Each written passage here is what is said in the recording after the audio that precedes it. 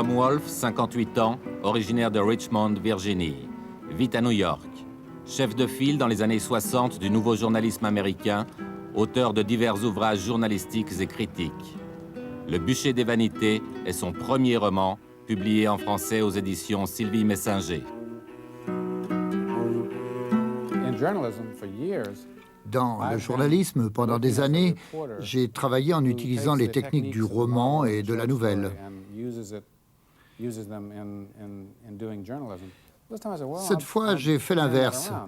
J'étais un romancier qui utilisait les techniques du journalisme. Cela m'a pris 3 ans de reportage en extérieur avant de pouvoir commencer à écrire ce livre.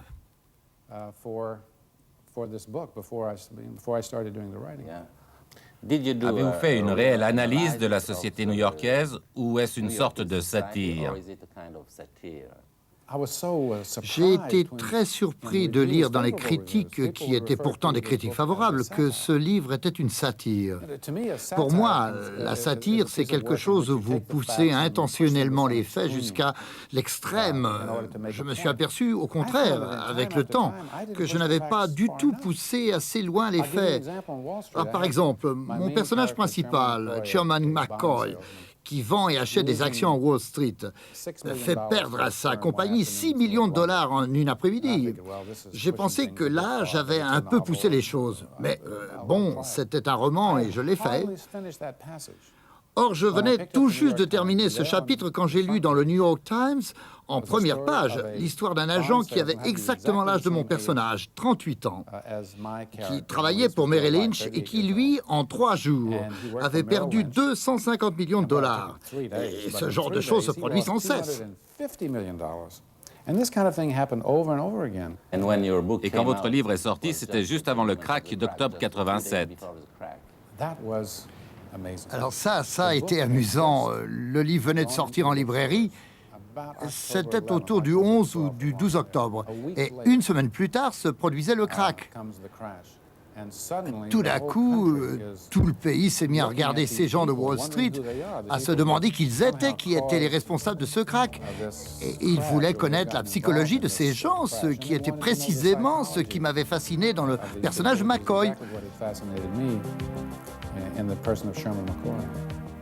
Vous considéreriez-vous comme le Balzac de New York? Disons plutôt que Balzac est mon idéal. Et puis Zola aussi. Parfois, je pense que c'est Balzac et parfois Zola.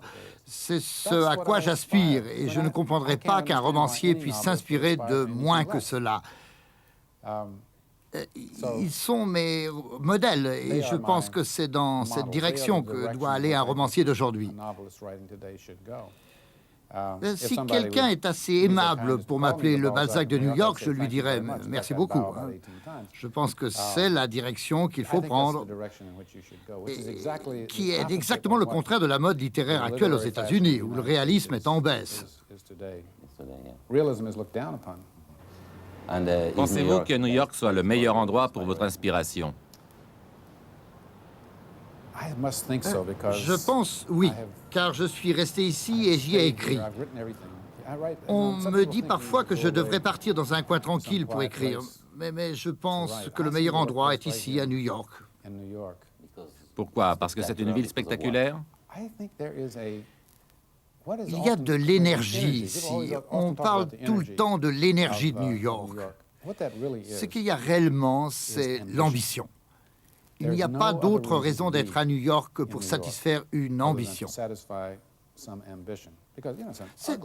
savez, c'est une ville laide, elle pue, les rues sont dangereuses. Oh non, il n'y a pas d'autre raison d'être ici que l'ambition à satisfaire. C'est difficile de ne pas travailler. Ici, difficile d'être paresseux.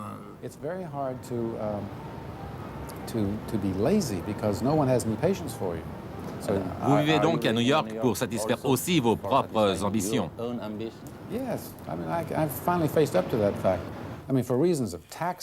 Oui, je l'ai finalement admis. Pour toutes sortes de raisons, les impôts, les enfants, j'aurais pu rêver d'un joli petit coin à la campagne. Mais j'ai découvert que je voulais rester ici en raison même de cette atmosphère de travail et d'ambition.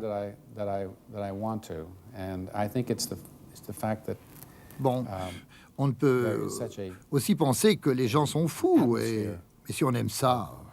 Work, ambition, let's get on with it. That can also drive people crazy, but as long as you like it, it's... Et l'ambition, c'est avant tout l'argent. Pas seulement, bien sûr, ce n'est pas une part négligeable, mais je pense que dans les arts et dans le journalisme aussi, ceci est la ville de l'ambition. This is the city of ambition.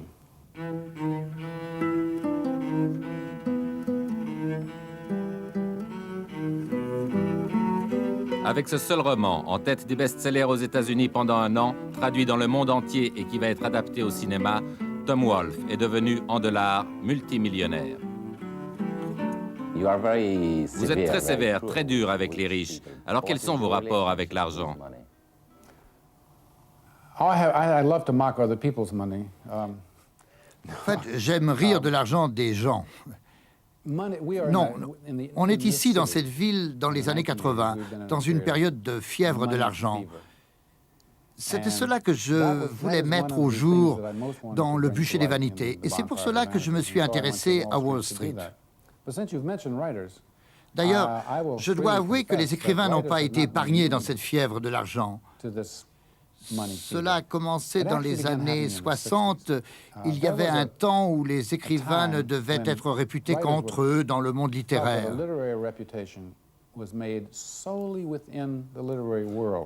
Seule comptait l'opinion des critiques et des autres écrivains. L'argent était une chose étrangère à tout cela, et même quelque chose de négatif. Si quelqu'un gagnait beaucoup d'argent en écrivant, cela paraissait suspect. Mais cela a changé vers les années 60, quand des écrivains comme John Barth ou Thomas Pynchon, qui écrivaient des livres très difficiles, sont devenus des best-sellers. Ou Saul Bellow, qui a eu plus tard le prix Nobel et qui était en tête des meilleures ventes. Des livres qui étaient pourtant les plus difficiles et que vous puissiez avoir envie de lire, ou peut-être pas envie, ça dépend des goûts. Ces livres devenaient des best-sellers. Tout à coup, les écrivains ont commencé à se dire qu'à part tous les autres garanties de leur grandeur, ils pouvaient aussi être des best-sellers. Si Barthes pouvait le faire, si Bellow, si Pynchon pouvaient le faire, tous ces écrivains si difficiles, alors ça devenait important. Et on a vu alors les écrivains les plus sérieux être emparés par cette fièvre. Si je suis un grand personnage littéraire, je dois être aussi un best-seller. Et heureux de l'être. Et ils sont tous très contents s'ils y parviennent. Je ne connais pas beaucoup d'écrivains qui renoncent à leurs droits d'auteur. En lisant votre livre, j'ai eu le sentiment que vous étiez en train de dire à ces gens riches, « Ok, vous êtes peut-être les plus riches, peut-être les plus brillants, mais regardez autour de vous. Il y a là le tiers-monde juste à votre porte, autour de vous, et qui peut-être vous menace, et que cela ne durera pas toujours. Est-ce vrai? » Is that true? Well, that was in the very prologue of the Bonfire of the Vanities. There's a Oui, dans le prologue du livre, il y a un soliloque, un monologue intérieur du maire de New York qui s'est fait éjecter d'un podium par les manifestants.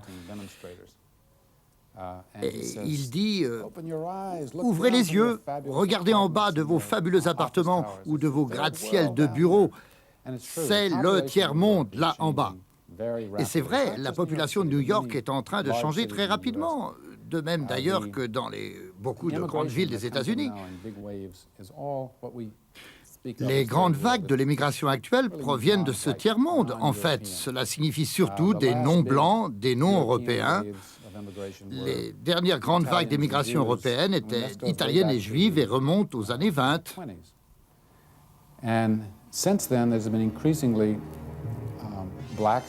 Depuis, il y a eu un accroissement incessant de Noirs d'Amérique du Sud, de Noirs et de Latinos des Caraïbes, et maintenant une multitude d'Asiatiques. Ce qui est un phénomène intéressant, auquel d'ailleurs je voudrais m'attacher, entre autres choses, dans mon prochain livre. Et si vous observez la population scolaire de New York dans l'enseignement public, c'est très révélateur. Cela indique que ce que sera cette ville dans 10 ou 20 ans.